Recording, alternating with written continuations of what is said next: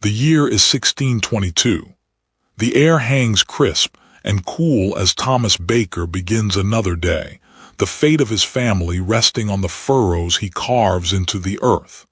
Each step is a prayer for a bountiful harvest. Margaret follows close behind, sowing the seeds that represent hope and sustenance. She understands the land's language, knowing when to plant and when to rest, a knowledge passed down through generations. The skies are fickle. A sudden downpour could wash away the newly planted seeds, leaving them vulnerable to rot and disease. Thomas knows the fragility of their existence, a constant battle against the elements.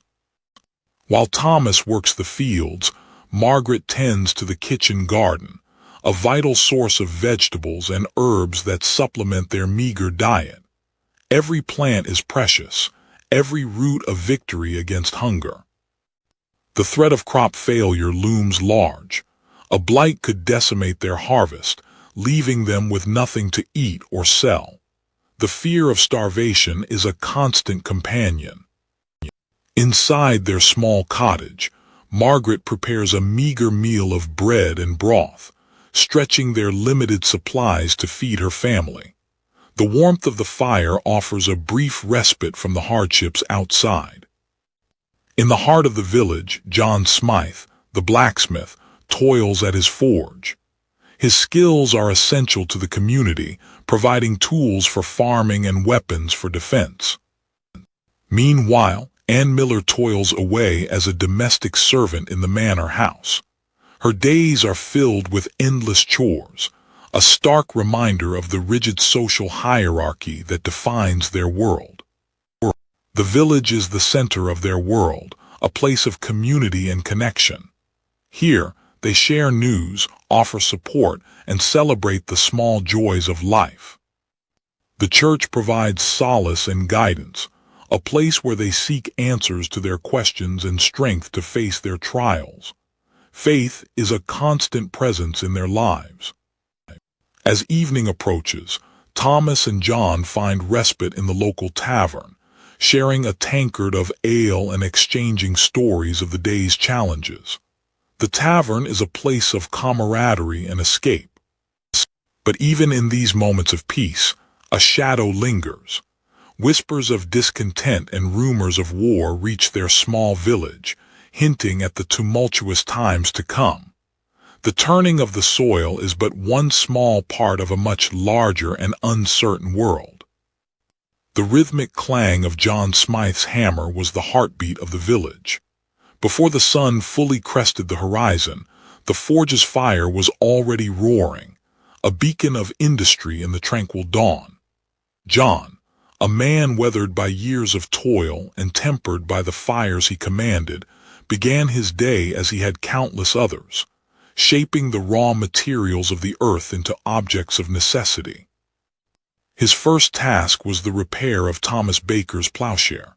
The relentless soil had taken its toll, dulling the blade and threatening the vital spring planting. John examined the metal with practiced eyes, gauging the extent of the damage and mentally planning his approach. A farmer without a plow was a farmer without hope. John understood the urgency. With tongs, he carefully placed the plowshare back into the heart of the forge. The heat intensified, the metal gradually yielding to the inferno. John watched intently, a master craftsman judging the precise moment when the iron would be pliable enough to reshape. He pulled the glowing metal from the fire and positioned it on the anvil. With practiced swings, he brought the hammer down, each blow resonating through the village. Sparks erupted, and the clang of steel on steel filled the air as he coaxed the metal back into its proper form. The shape of the plowshare slowly emerged from the glowing metal, guided by his skill. Once satisfied with the shape, John plunged the hot plowshare into a trough of water. A cloud of steam billowed upwards, the sudden cooling hardening the metal. This quenching process was critical, ensuring the blade's durability against the harsh demands of the soil. The final touch was the sharpening. John carefully ran the edge of the plowshare along the grindstone, creating a keen blade capable of slicing through the earth. He tested the edge with his thumb, satisfied with its sharpness. A farmer's success hinged on such details, and John took pride in his role. As John put the finishing touches on the plowshare, Thomas Baker arrived, his face etched with worry. The timely repair of his equipment was paramount. John presented the repaired plowshare to Thomas. The exchange was brief, a few words of gratitude and a promise of payment in kind, perhaps a portion of the harvest or assistance with a barn repair. Barter was still the lifeblood of the village economy. With Thomas gone, John paused for a moment, wiping the sweat from his brow. The work was demanding, but he found satisfaction in his craft. He was a vital part of the community, his skills essential to their survival. He retreated to the small room attached to his forge for a meager lunch of bread and cheese, washed down with a tankard of ale. His personal life was simple, focused on his work and the few comforts he allowed himself. Later in the day, John turned his attention to a more somber task, sharpening swords for the village militia. The looming threat of conflict cast a long shadow, and even in this peaceful corner of England, preparations were underway. John's skills were needed for more than just mending plows.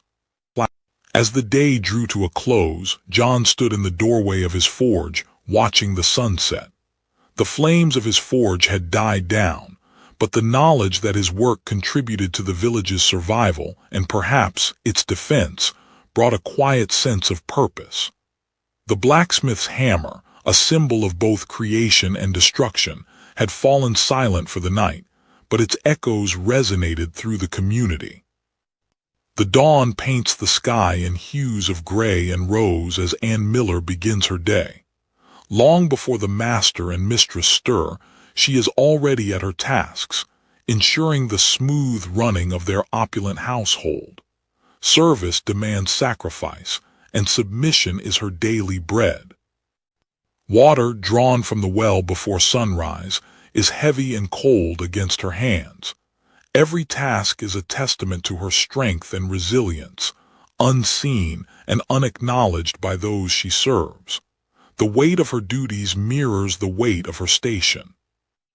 The dining hall, a monument to the family's wealth, gleams with polished silver and fine porcelain. Anne arranges each piece with precision, a fleeting touch of artistry in her otherwise mundane existence. She knows her place, a silent presence in a world of privilege. A mislaid napkin, a speck of dust, are sins in the eyes of the housekeeper. Anne endures the reprimand with quiet resignation, knowing that disobedience invites worse consequences. The hierarchy is rigid, unforgiving. The mistress, adorned in silks and lace, receives Anne's ministrations with a detached air. Their worlds are separated by an unbridgeable gulf of social standing.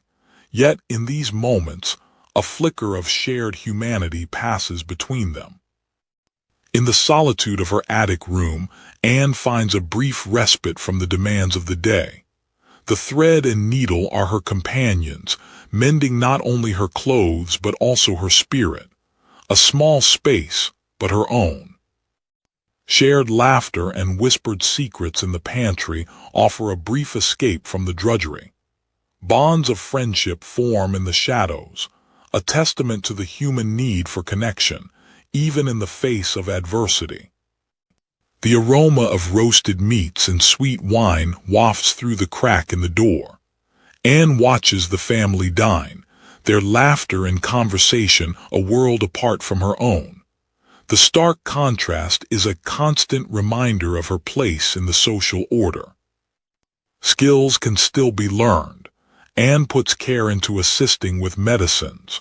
Although chances are few, one can make the most of the opportunities on hand. From the window, she watches the other villagers, and they represent freedom. However, duty keeps her where she is. Although she may be stuck in her situation, Anne's mind is not.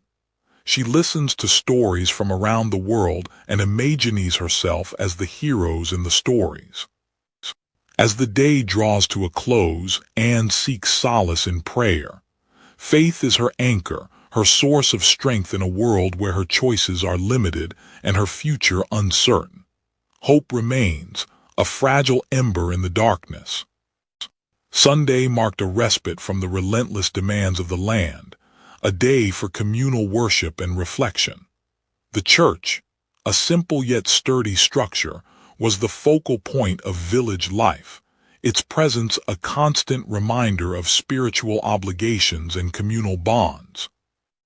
Thomas and Margaret walked to church, the familiar path worn smooth by generations of villagers. Thomas pondered the sermon he'd heard the previous week, doubts lingering in his mind about the complexities of faith and the hardships of their lives. Margaret clutched her prayer book, finding solace in the familiar words and the shared ritual. The interior of the church was simple, almost austere, yet filled with a sense of history and tradition. The stained glass windows, remnants of a bygone era, cast an ethereal glow upon the congregation, their stories a constant reminder of the shifting tides of religious doctrine. The vicar, a man of learning and authority, delivered his sermon with unwavering conviction. He spoke of sin and redemption, of the importance of obedience to God and the earthly powers that be. His words carried weight, shaping the moral compass of the village. Margaret listened attentively to the sermon, seeking guidance and comfort in the vicar's words. She found solace in the familiar passages from the Bible, reaffirming her faith and her commitment to a righteous life. Thomas, however, found himself wrestling with doubts. The vicar's pronouncements on divine providence seemed at odds with the harsh realities of their lives. Crop failures, sickness, and the constant struggle for survival tested his faith, leaving him questioning the fairness of it all. After the service, the churchyard transformed into a social hub. Villagers lingered, sharing news, gossip, and opinions on the vicar's sermon. It was a time for strengthening bonds and reaffirming the sense of belonging that held the community together. John Smythe, the blacksmith, engaged in a lively discussion about the political rumblings in London. He listened intently, aware that events far beyond their village could have a profound impact on their lives.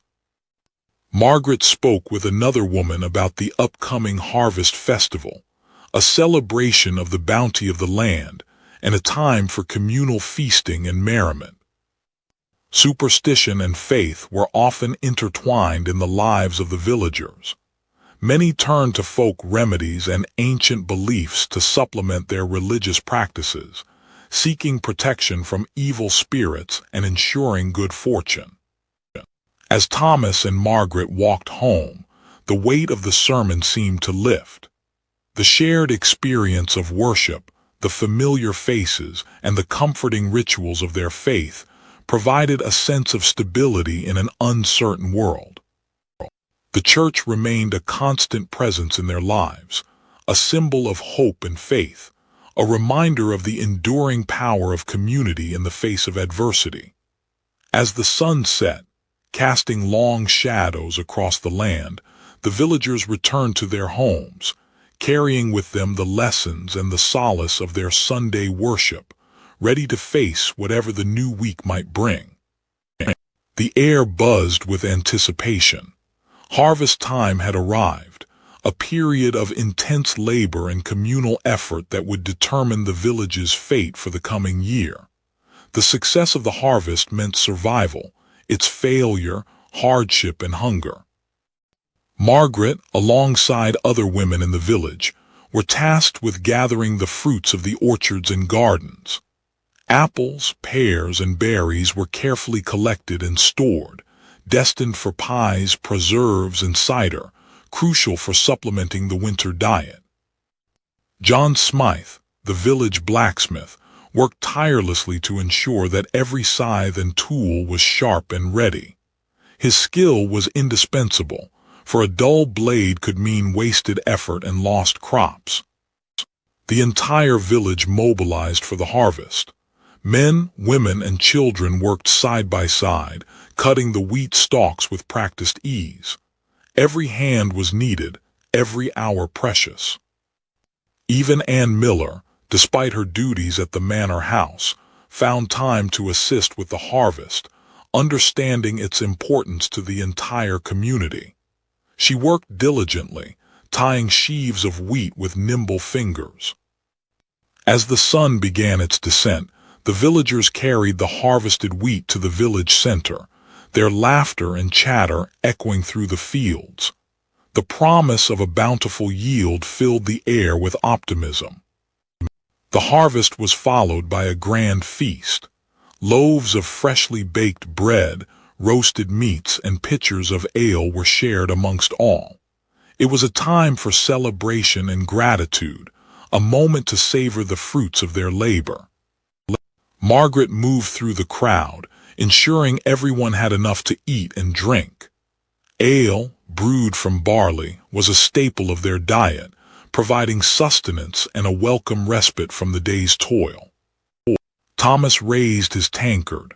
"To the harvest," he called out, "and to the strength of our community." The villagers echoed his sentiment, their voices filled with hope. Even John Smythe, usually stoic and reserved, allowed himself a small smile as he observed the festivities. He knew how vital the harvest was to the village's survival. Yet even amidst the celebration, a sense of uncertainty lingered. The harvest was but one battle won. The winter months loomed, bringing with them the threat of cold, disease, and scarcity. The success of the harvest only bought them time. It did not guarantee survival. As Anne kneaded the dough for the next day's bread, she knew that every loaf represented the hard work and resilience of the village.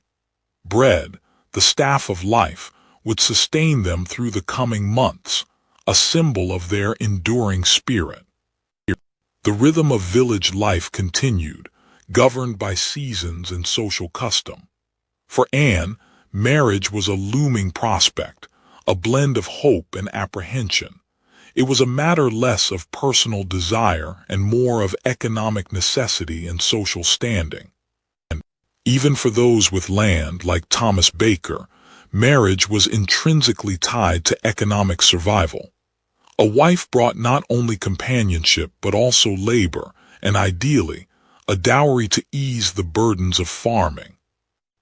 Margaret's role extended far beyond the home. She managed the household, cared for the children, tended the kitchen garden, and assisted in the fields during harvest. Her contributions were vital to the family's well-being. One afternoon, as Anne scrubbed the laundry in the courtyard, young Samuel, a farmer from a neighboring plot, approached her. With halting words and a nervous cough, he offered her his hand in marriage. Samuel was a decent man, hardworking and honest, but his farm was small, and his prospects were uncertain. Anne knew that marriage to him would mean a life of relentless toil, but also a chance to escape the confines of servitude. Anne sought counsel from Margaret, a woman known for her wisdom and experience. Margaret understood the weight of Anne's decision, the delicate balance between security and personal longing. The topic of dowries was a common one. A woman's value was often assessed by what she brought to the marriage, be it land, livestock, or household goods. For Anne, the decision weighed heavily on her mind. She had little to offer in terms of a dowry, save for her own strength and willingness to work. Thomas, knowing Samuel's earnest nature, offered him assistance in the fields, a gesture of support for the young man's endeavors. Even John Smythe, a man of iron and fire, felt the pull of community and the significance of marriage.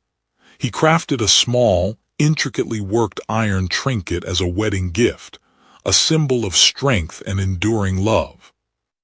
In the end, Anne accepted Samuel's proposal. It was not a grand love affair, but a practical decision, a step towards a future where she could build a home and family of her own. As Thomas and Margaret watched the young couple embark on their life together, they were reminded of their own beginnings, the hardships they had faced, and the enduring power of love and community in a world where survival was a daily struggle. The autumn mists brought more than just a chill to the air this year. A new sickness began to creep through the village, a silent, unwelcome guest. The first sign was a fever, then a racking cough that wouldn't cease. Soon, half the village was bedridden, too weak to work the fields or tend to their animals. Even John Smythe, strong as he was, felt the sickness grip him. The rhythmic clang of his hammer fell silent, the forge growing cold for the first time in memory.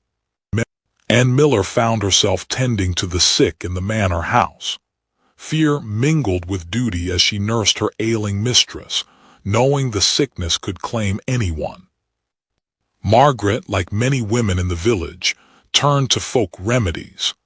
Herbs and prayers were their only weapons against the unseen enemy.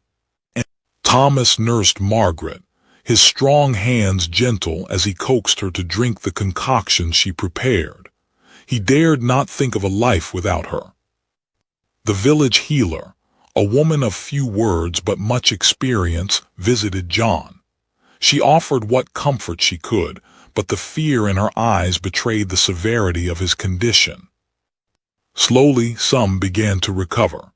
Anne watched as her mistress regained her strength, a small victory in the face of so much suffering. Margaret, too, began to mend.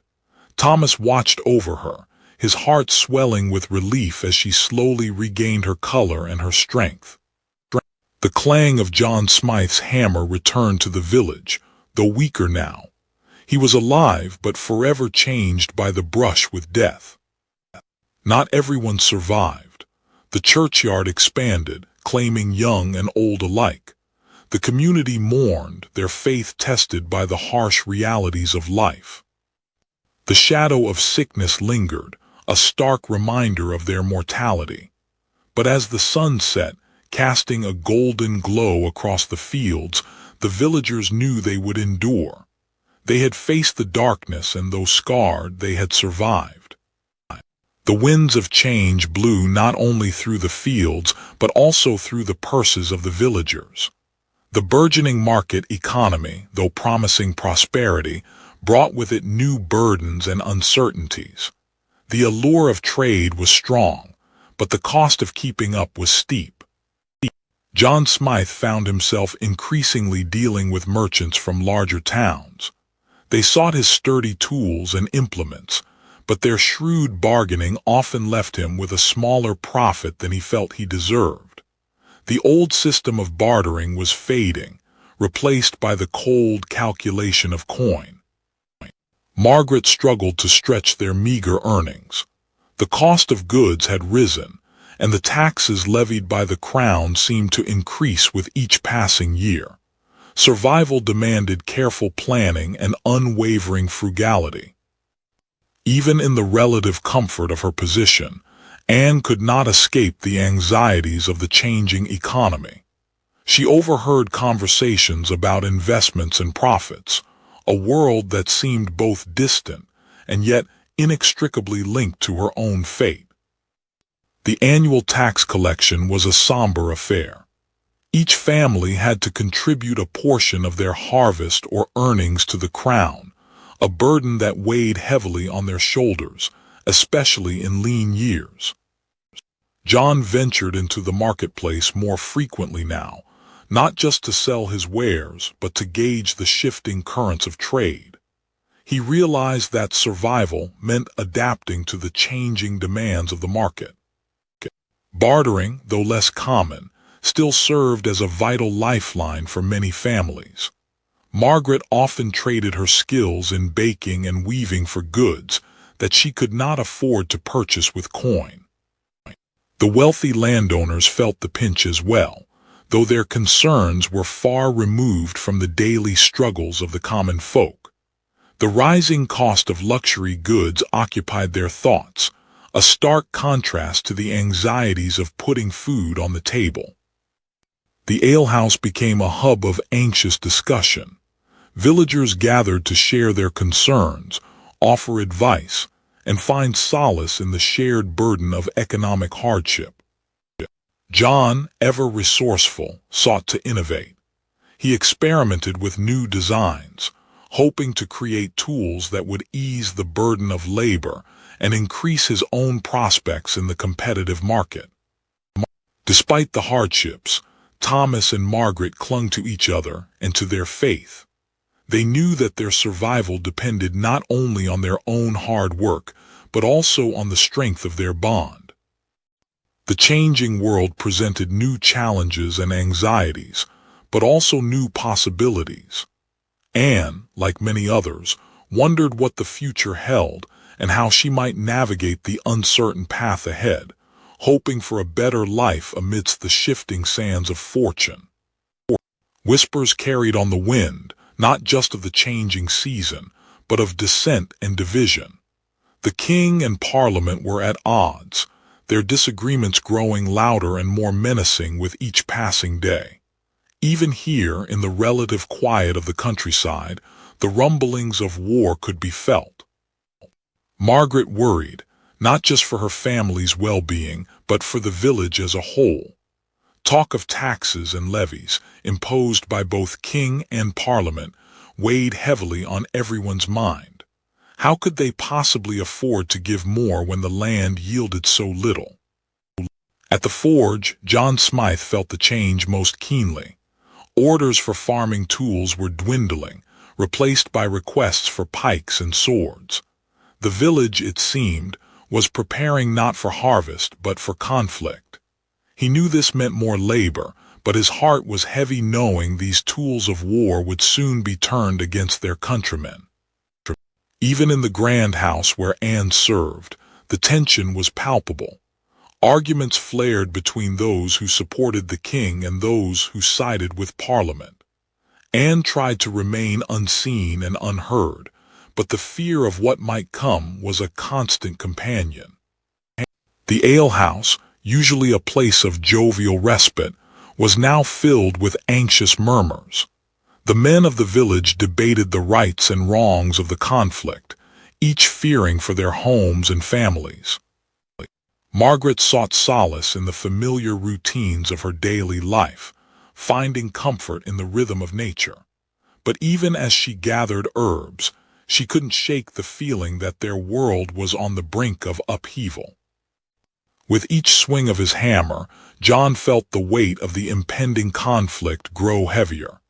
He was a craftsman, not a soldier, but he knew that his skills would be needed in the coming storm. The wealthy family for whom Anne worked began to prepare for the worst, packing their valuables and making plans to flee if the fighting came too close. Anne knew that her fate was tied to theirs, but she couldn't help but wonder what would become of her if they left.